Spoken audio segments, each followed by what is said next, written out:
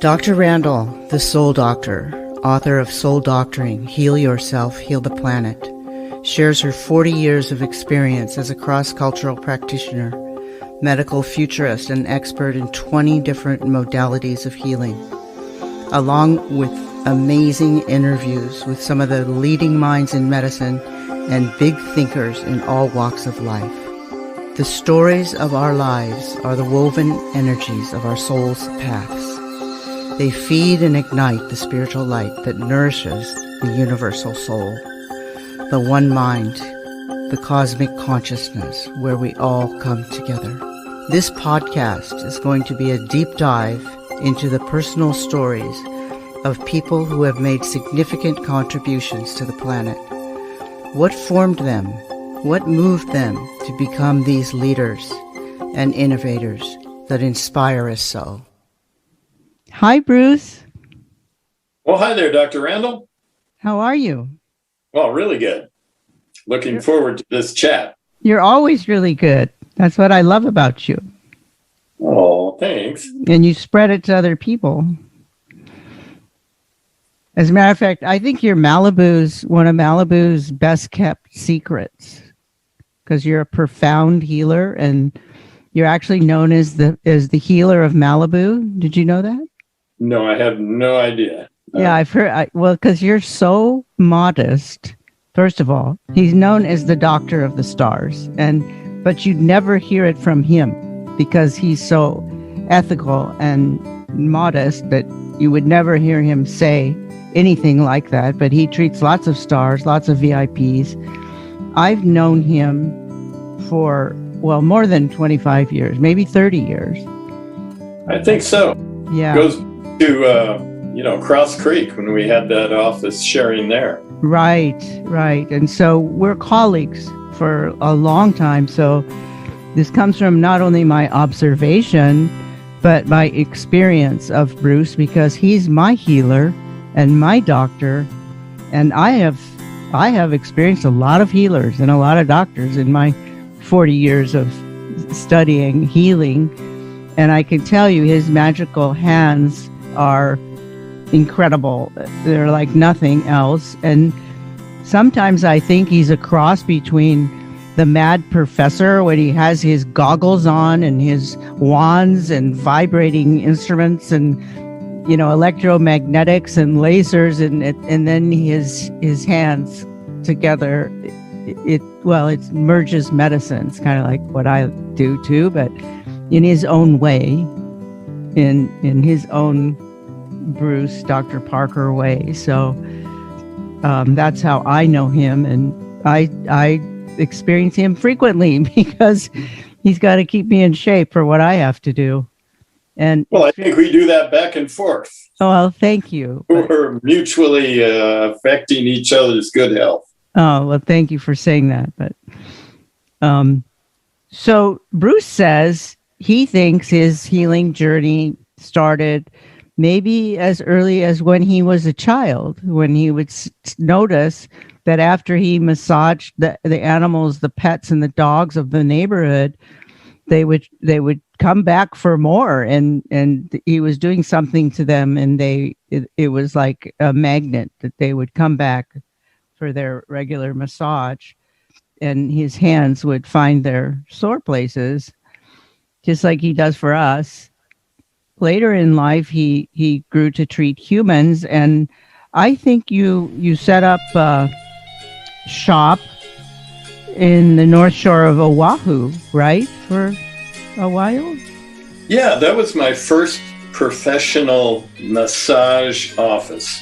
Mm-hmm. I had been doing massage for years before that, but it was just friends, but it was time for me to set up a shop right on the Cam Highway on the North Shore and start, putting myself out to the general public. How was that received? I bet you were busier than heck. Well, I don't know about overly busy, but I made I used to call it elegant poverty. I lived in a beautiful house at Waimea Bay, next to a river, next to a waterfall, and, worked on people and sustained myself just elegantly. But low key. I was charging $20 an hour. Wow. That was then, but even then it was a good deal. But that's what I thought. The North Shore is out in the country, and most of it, people out there were people trying to get by and surf. So there weren't a lot of wealthy people there. There were a lot of hard-working surfers, tumbled in the, Waimea, Sunset, Pipeline. Well, it sounds very idyllic and like paradise to me. But so you had a person that influenced you to come here, right, and study chiropractic. Is that right? It was. I had a shared office with a chiropractor, an old friend of mine. We were about the same age, but he was much more motivated earlier in his life, and he went out and attended chiropractic school and set up shop there on the North Shore. So we shared an office for 10 years. And, I noticed after a while that he would work a little and earn a good living, and I would work a lot and earn a modest living. And at some point I thought, I'm going to have to upgrade my livelihood. And Dr. Tom DeBoss was his name, and he encouraged me. It took me some years to gain the maturity and the courage to actually leave the North Shore, move to Los Angeles, and start chiropractic school. So I thought it was interesting that your school was called Cleveland.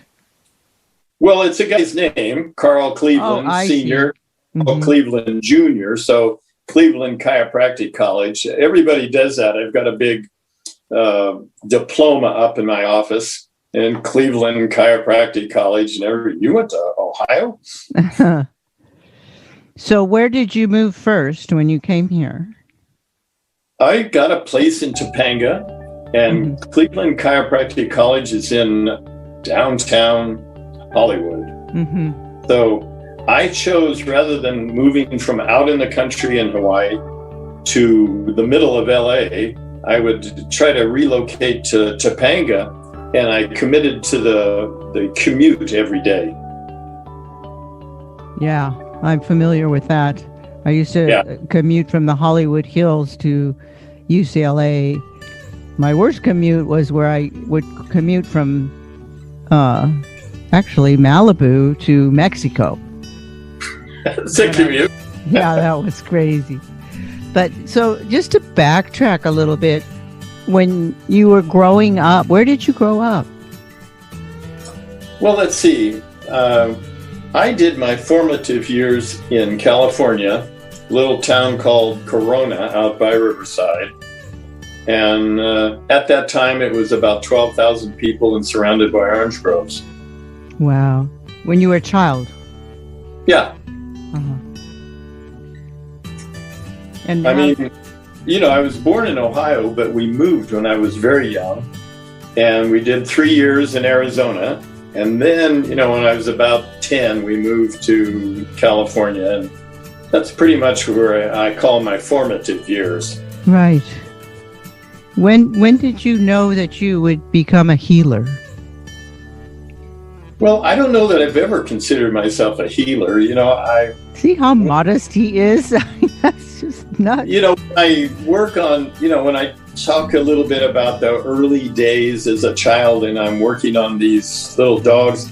It was back when dogs walked around the neighborhood because they were all like Cocker Spaniels and Dachshunds and, friendly little dogs. Nobody had let loose the pit bulls and the large animals, So there was no necessity for leashes. And as they'd walk around the neighborhood, I'd be sitting in the front yard and they'd wander up to me.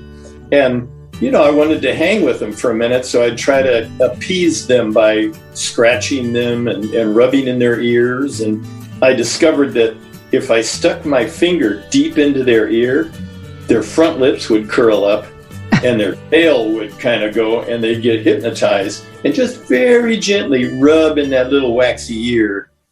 And, then I found if you rub them right where the tail starts, their tail goes up, and if I rub them on the ribs, the back leg would start pumping. Mm-hmm. And there was this natural curiosity, and my hands were doing this exploration. I was just a little kid, not realizing that these hands had a journey of their own, that they would probably drag me along with them at some point.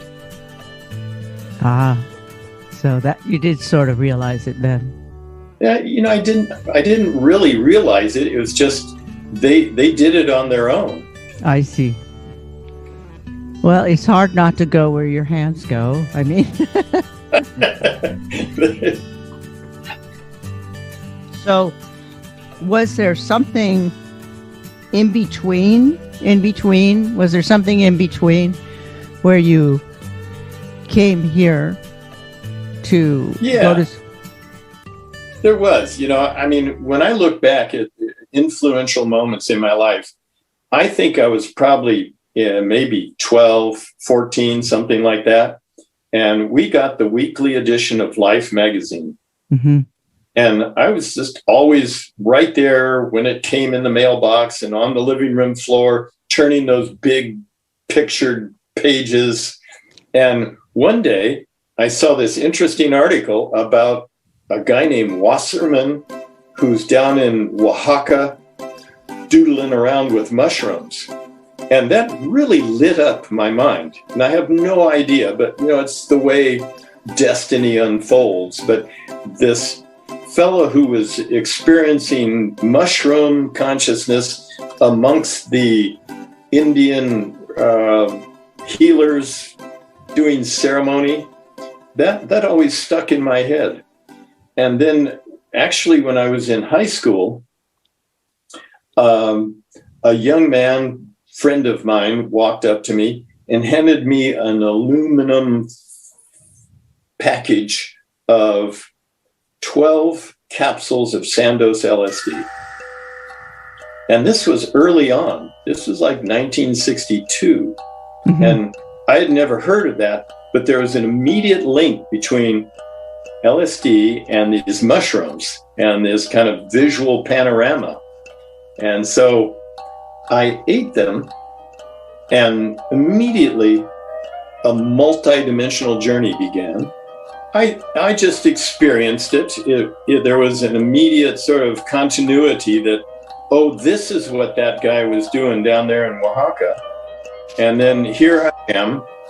And, I like to make that sort of adventure experience because, as I mentioned, we never traveled out of the country. We would take small little holidays to maybe Yosemite or Grand Canyon. But I was always curious about the world at large. In high school, I took one of those little capsules and experienced my first psychedelic journey. And I would imagine this astral plane that was completely pristine. No foot tracks, no vapor trails, just wide open panorama with multidimensional, multicolored, sparkling effervescence. And I thought that was just wonderful. And it sort of ameliorated this desire that I'd always had to travel around the world.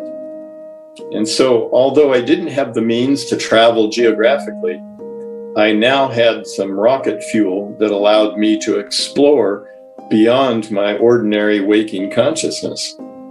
Beautiful. Did it inspire you?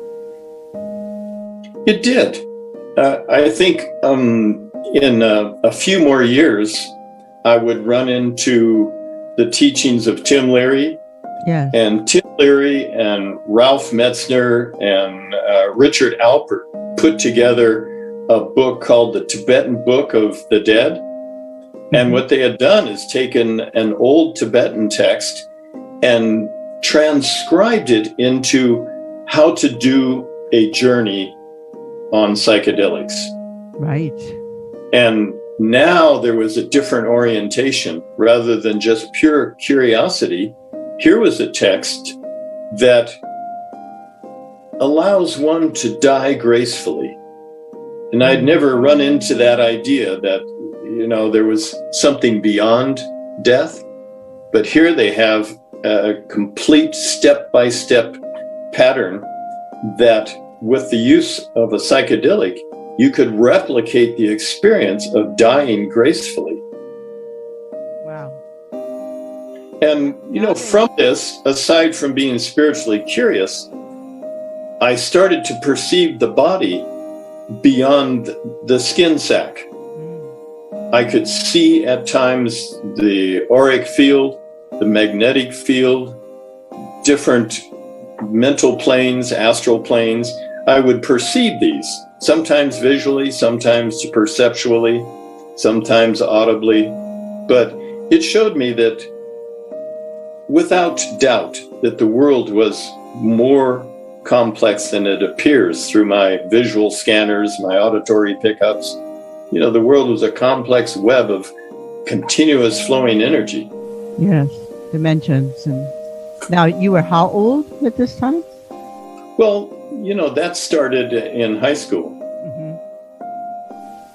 So that, again, I know you don't say you're a healer, but I can see where that might influence you tremendously towards your healing. Yeah. At that time, I had no interest. I mean, I had no idea that, massage or chiropractic was up ahead. I was a young, curious, wild-eyed character, that was looking for any way to go beyond the limitations of a small kid in a small town in America in the 1960s, Well, the first step to becoming a healer is to heal yourself. And so you began to see things as they truly are, and that's a profound thing.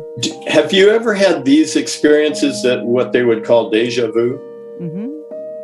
When I was in this age bracket, we'll go back to around 10. I'm just estimating, but I was a kid.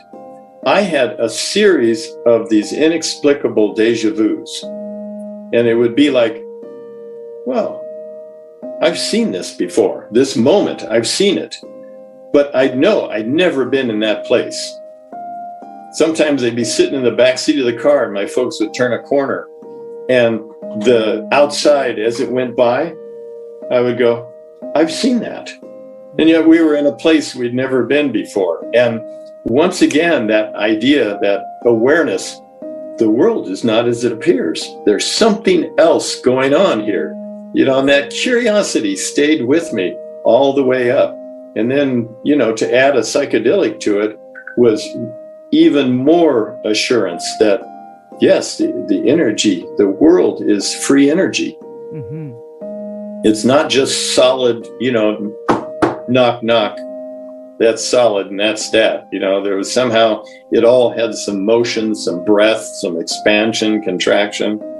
Mm-hmm. Like my teacher, Joseph Real, says all things are vibration, including your knock, knock desk, it's all. Yeah. Yeah. One time I was sitting up on the hillside in Topanga, just relaxing in the sunlight on a big rock. And it was just a perfect little platform to sit and gaze out over Topanga Canyon. And I was just feeling wonderful. And I said, Rock, the view from here is so beautiful. I wish you could see it. And the rock kind of summoned up through the rock, through me, just in a silent telepathy. Well, although I cannot see what you see, I am at one with all rocks on the planet. I am simultaneously in Antarctica. Oh, okay. That's cool. Awesome. Yeah. So then you grew up with you sort of came to adulthood with these experiences that other people you brought it with you, in other words, that other people may not have had. Yeah. I mean, even that early deja vu experience never left me, that the world is not as it appears. And I think that left me open without skepticism, where some people would just go, oh, that's just coincidence. That's, I'd already run into the word synchronicity, and I was kind of going, well, that sounds good. So you were in the service? Yeah, that comes, a couple years after high school. Out of high school, I focused more on surfing than school. And at that time, the Vietnam War was raging, and I neglected to keep my grades up to the point that left me vulnerable to the draft. And then I was drafted. I was drafted in 1967. And after a few attempts at trying to get kicked out, they wouldn't. And I went into advanced training and was sent to Vietnam as a medic. Mm-hmm. And then some interesting things happened, right? There was, I have one experience, that I hold dear to my heart. And that's one day I was in they call it a 4x. It's a large truck. I was part of a convoy. We were a group of soldiers heading toward a firefight. And as I looked out the slats on this truck, I saw just a mass of Vietnamese civilians moving away from the direction we were heading. And everywhere I looked, I saw not one intact family. I mean, I saw an uncle with a niece, a grandparent with a granddaughter, and so on. And there was that abject horror in the face of all these people. And, I just had a warm spot in my heart. And I noticed sprinkled amongst the crowd were these monks. And even the monk would have somebody in hand, as they were moving. And it wasn't like they were moving to a Red Cross station. They were just moving away from a fight. Mm-hmm. And the monks really intrigued me. And so I went about curiously trying to explore the countryside where I was stationed. And when I first arrived in Vietnam, I worked at a hospital. And it was a shift. And when the shift was over, I could wander out into the countryside. And it was safe and secure. All the fighting was up north and out into the forest. And so I made friends with a young man at one of the monasteries nearby. And one day he came by and told me that one of the monks at his monastery was going to speak after having not spoken for many years. And I thought, oh boy, I'm up for that. And I arranged to get some time off. I traded a shift with one of my friends there on the base. And I slipped out and went over to the monastery. And there were a large group of people gathering in the courtyard of this monastery.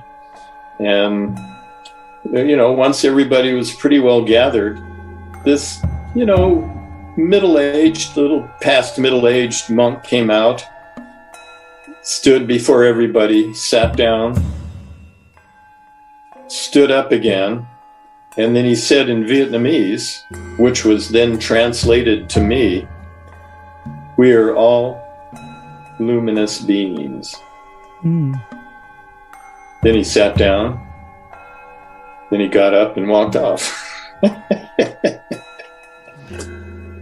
But it was such a moment. There was like a transmission, where all this experience that I've had up to that point, that this vibration, this man's quiet, soulful meditation, undistracted in a wonderful Vietnamese monastery, led him to perceive reality and perceive all of us as luminous beings, not George or Mary or Clyde or, Vung Tao. It was just luminous beings. That's beautiful. It is. Once again, reinforcing the idea that we're all not only luminous, but we're all free energy at some point beneath and beyond the skin. What else did you learn from the monks? Did you actually live with them for a while, or? Well, this was Vietnam. When I got back, I was able to survive, and I got back. One of the first things I did when I returned was put myself into a rehabilitation program, which was working for the Forestry Service on wilderness trails. And so, I'd spend weeks at a time deep in a wilderness in the San Jacinto Mountain Forest. And, that was a time of exploration. But when that job ended, I thought I would start conserving my resources and seeing if I couldn't travel. And some of my travels took me to Mexico. Some of them took me to Morocco. But finally, somebody interested me in going to Nepal. I had a couple of friends that were living there, and I made my way to Nepal with the idea of visiting. And at that time, this area east of Kathmandu was a center of Tibetan Buddhist refugees. And these Tibetan Buddhist refugees were setting up the first formations of gompas, Tibetan monasteries. And Tibet has a lot of different schools. They have the Nyingmapa, the Kajupa, the Sakya, the Gelugpa. And I met a monk in the Gelugpa school, and he became like a teacher. It was my first experience with an advanced human being.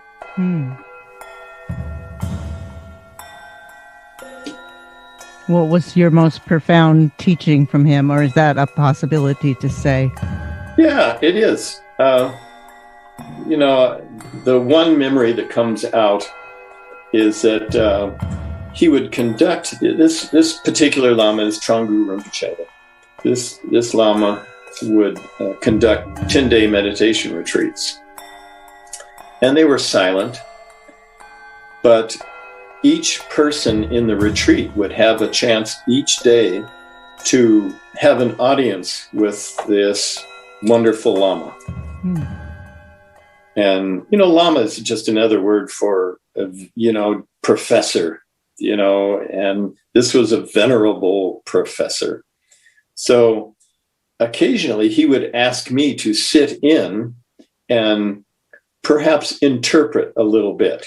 He spoke a little bit of English, but if there was a phrase that one of the retreatants would say that he wasn't certain about, he would sort of look over at me and ask me to clarify that, because we had a nice kind of like broken English Tibetan dialogue running. And, I would just sit there and be this silent sidekick, and people would come in one at a time, and they would ask the stupidest questions, the dumbest questions.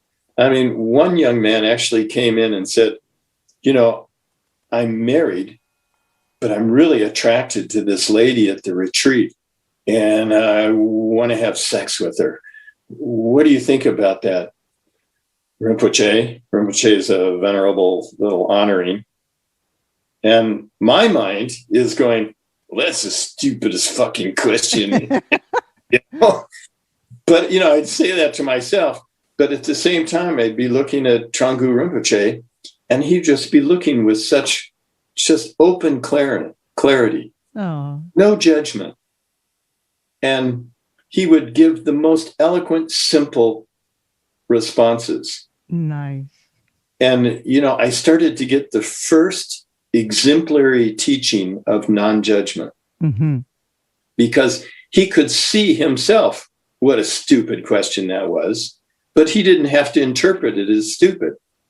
He interpreted it as a person at the retreat experiencing some sort of emotional turmoil, conflicting emotional state that was going to be a difficult scenario in this retreat. And so he would just very calmly, without any emphasis, say, do you think pursuing this desire would make your life more or less complicated? We are at the retreat to learn the foundation of calm, clear mindfulness. to which we can build a clarity of natural great peace. Just something simple like that. And then the last one that really blew my mind, a young fellow came in and he had just got a Dear John letter from his wife. Mm. And he reads it and he says, my wife is leaving me, and he starts to snivel.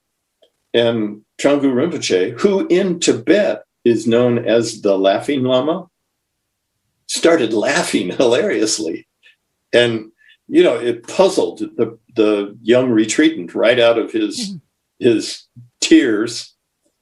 And then he looked at him just super clear, super calm. And he said, what did you expect when you got married? Happiness? And he just eloquently went into this small, short discourse on, we are here to learn the foundations of happiness, which arises through an understanding of tranquility. And from that, this young man, rather than leaving the retreat and rushing off to salvage what may have been unsalvageable, he stayed in the retreat. Hmm. And I think he had a completely renewed emphasis on building the foundation of meditation. Marvelous stories.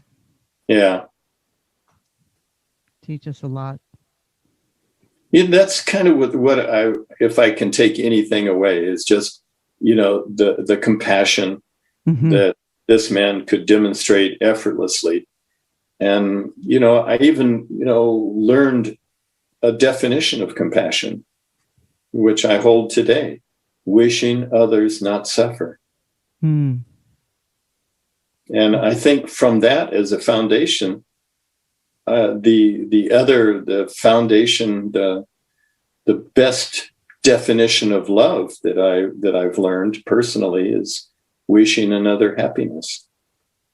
And they work together so, fluid. Wishing other happiness, wishing other not suffer. I love that.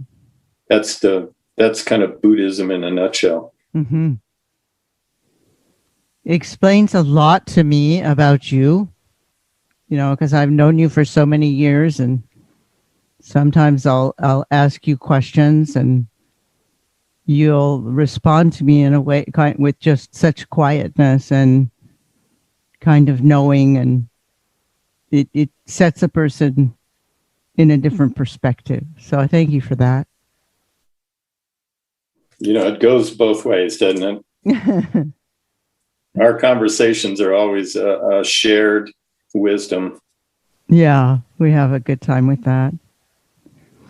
So what was the most profound experience that you've had with, like, one of your own patients that you've worked with, that you've noticed their healing path? And the ones that I think are most rewarding personally are people who've come to a dead end. They've been to, maybe UCLA, they've gone through pain clinics, they've been to Cedars, they've been to the established pathways of, Western medicine. And whatever I did, it occasionally frees somebody that they weren't getting freedom in any other place. And, I've had patients just break down in tears because of a release of pain, whether it's, a knee or a back or a neck or a migraine or something, and just, feel the freedom of pain. And, we both feel it. We both have an exalted moment. Yes. I love that. I do too. That's kind of the jewel ornament, the crusty little clarity of the reward. Yeah. Well, I know you're really interested in technology because you you're always learning. You're always learning new fun stuff. Where do you see it going from here in terms of?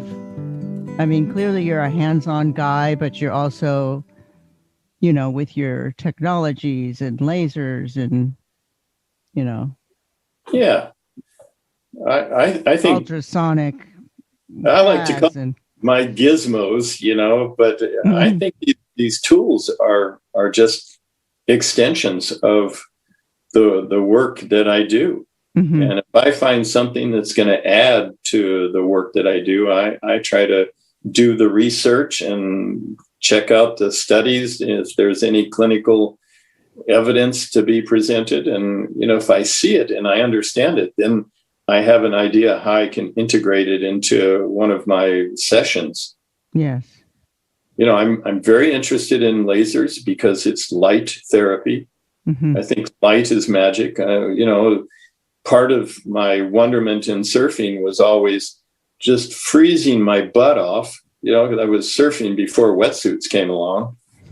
And, pulling out of the water and laying in the warm sand and just feeling sunlight bake the anxiety out of my body. My youthful kind of like confusions would just fade away. And I realized I was getting drugged by the sun, just tranquilized, vitamin D surging through my cells. And, mm-hmm.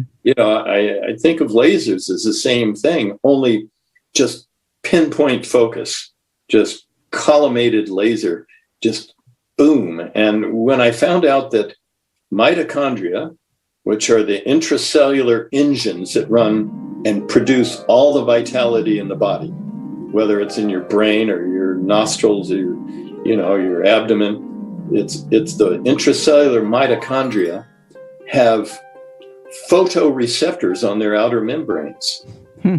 A light frequency of 635 nanometer excites and exchanges photons into the Krebs cycle and revs up the production of adenosine triphosphate.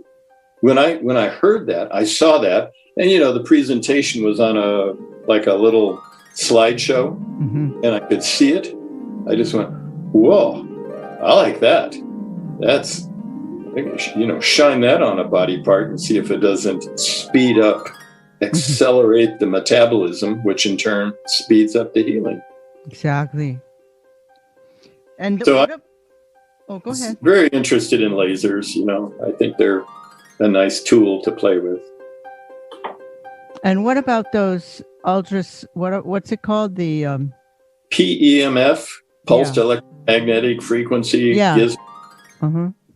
Yeah, they don't those affect the mitochondria as well? I think they're more a cellular pulse.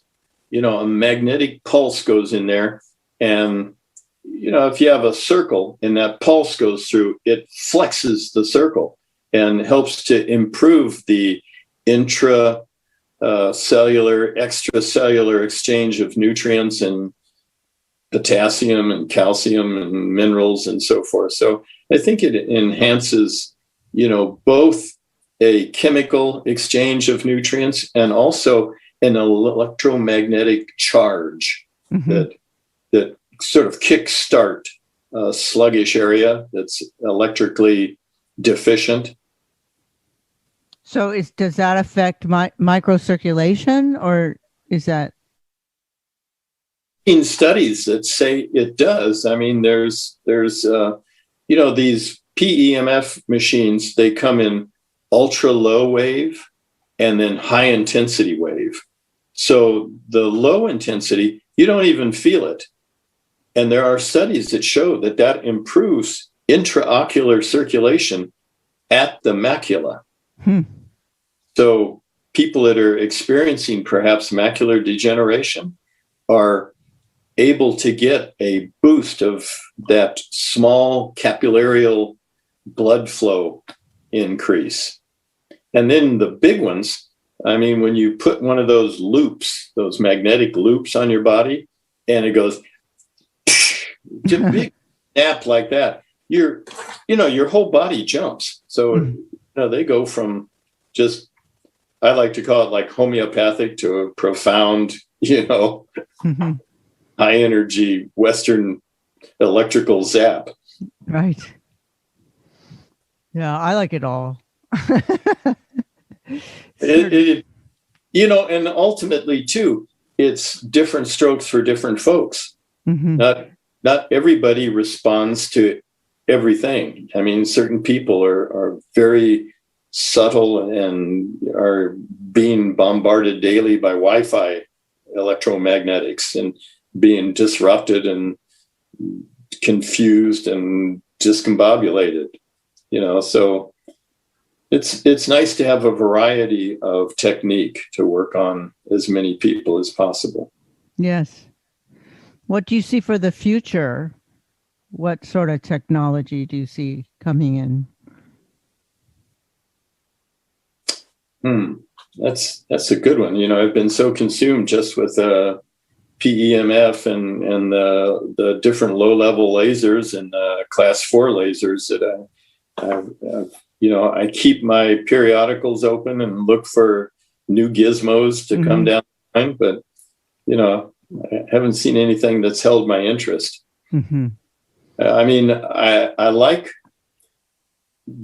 I have a distraction unit in my office, that you can specifically pulse the cervical spine, pull, release, with programmable traction. So I can program the specific amount of pull, hold time, and release time, and start pulsing and get those nutrients into the intervertebral discs. Mm-hmm. I mean, it amazes me that we as a profession in chiropractic have not been able to communicate the principle of disc regeneration.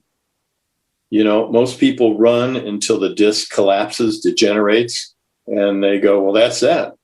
Next step is surgery. Whereas, some of these devices between distraction therapies, traction therapies, magnetic pulse, lasers, you can actually regenerate a well-worn disc, restore the hydration, improve the permeability of the annular fibers, the outer membrane of the disc, and actually start growing more disc. Go from 5'2" to like 6'4". Well, I can attest to that in terms of my knees anyway. You've helped me regrow those in addition to my program. So they were gone and now they're back. Now they're back. Wonderful, huh? Yeah. So you can regrow stuff for sure. The body wants to, and if it gets the right nutrients and gets the right energies, it responds. It is. And, that's, like I say, I mean, I think the chiropractic profession, we have been just negligent in communicating the principle of spinal hygiene. Mm-hmm. I mean, we all get dental hygiene. I go in 2-3 times a year to get my teeth cleaned and checked. I'm trying to prevent, if I do get a hole, they do find it early and it's a teeny little filling, Mm-hmm. But, spinal hygiene is actually a much higher priority. There's a spinal cord in there. So what are you saying? What should we do for proper spinal hygiene? Well, I think, everybody has to develop their own approach to fitness, their own approach to exercise, nutrition, and understanding the relationship of posture in relationship to gravity, and then understanding what chiropractic can do to maintain alignment of the spine so it's an optimal alignment, prevent degeneration. You might say prevent cavities within the spinal system. So how often should we go to the chiropractor? Like how often? Like we go to the dentist every 3 months. So I think it's, an individual basis based on the age, the activity, and the lifestyle that each person has. But the message is you need to go for maintenance, right? Well, I tell everybody in my practice, tune-ups are better than breakdown repair. Right. And I'm trying to get that message through. So they, because I'll see people on the street here in Malibu and they'll say, "Oh, hey there, doc. I haven't seen you in a while. Boy, that's good." And they think not seeing me is a good thing. Right. So they're not thinking about hygiene. They're not thinking about hygiene. They're not thinking about prevention. They are definitely waiting for a breakdown, repair. Mm-hmm. They know it's imminent. It will come someday, but as long as they can hold out, they feel like they're doing good. Hopefully this podcast will help get the message out that you need to go see your chiropractor on a regular basis. Yeah, and then what regular means is different for each person. Of course. I get that question all the time, when should I come back? And, age, lifestyle, each person's going to be a little bit different. Some people can go months and months because they're just having a great time and they're fit, but other people, they've got some injuries, they've got some postural distortions. They need to come in more frequently. Mm-hmm.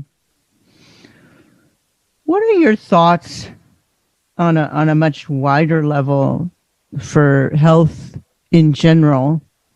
What do you see is the most important thing we can do going forward to be healthier and happier? I tell patients all the time a simple little ditty. You can't stick your finger in between your mind and your body. And I'm sort of communicating the idea that the mind and the body are not separate departments. They're inseparably one. So I think, mental, emotional stability is the foundation. Mm-hmm. And with that, I think it's easier to embark on a program that's going to give you the best quality of life. And the best quality of life, I think, comes from understanding your fuel supply, nutrition, and movement. And I used to call it, especially when I lived in Hawaii, I said, you need to have a cowabunga every day. At least a cowabunga every day. And, Explain cowabunga. Cowabunga is like stoked. Oh, okay. That's what I thought. Stoked. What is it that you can do every day to be not just ho-hum, I'm just kind of Groundhog Day, here's COVID Groundhog Day, but is there a way that I could cultivate stoked? I'm stoked. I'm so stoked, cowabunga, another word. But I think that's a good way. I think the energy of being stoked is really good for you.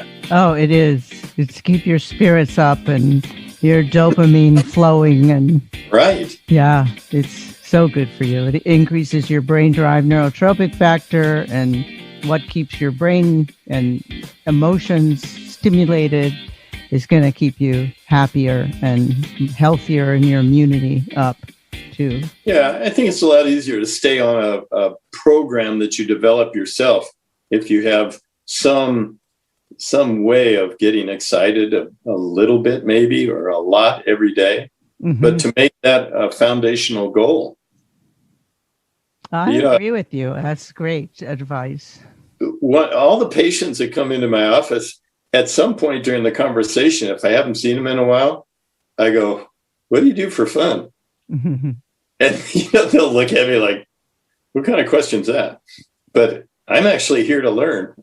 If you've got some fun techniques out there or some fun activities, I'm up for learning about it. For sure. Absolutely. And then of course, you got to honor too your family and your community, because that's huge. And I know you have a great family and I'm sure that helps you. Yeah, it does. I mean, I think most of the accomplishments that I've had in this lifetime were inspired by me wanting to provide for my family. And, if I would have been single, perhaps I might just be living in the Riviera pouring massage oil on chicks. But, I was inspired to, enter the healing world and find out, how can I help, and how can I help my family? How can I provide for my family in a better way? The gift of children in my mind has always been to learn to love someone more than yourself. And I feel so grateful that I got that gift. Yes. I see it does not happen to everybody. Yeah. But, my kids have just been wonderful inspiration for me to, up the ante. They truly are. Truly are. Well, do you have any words of wisdom you want to leave with us, or?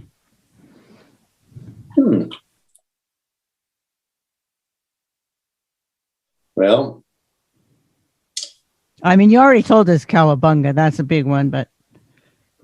I had this experience one time with probably the most advanced Tibetan Buddhist teacher that I've met in this lifetime. This was a giant man. He was probably 6'8", and he had long hair tied back. He looked like a New England banker from the 1900s, only he was in robes.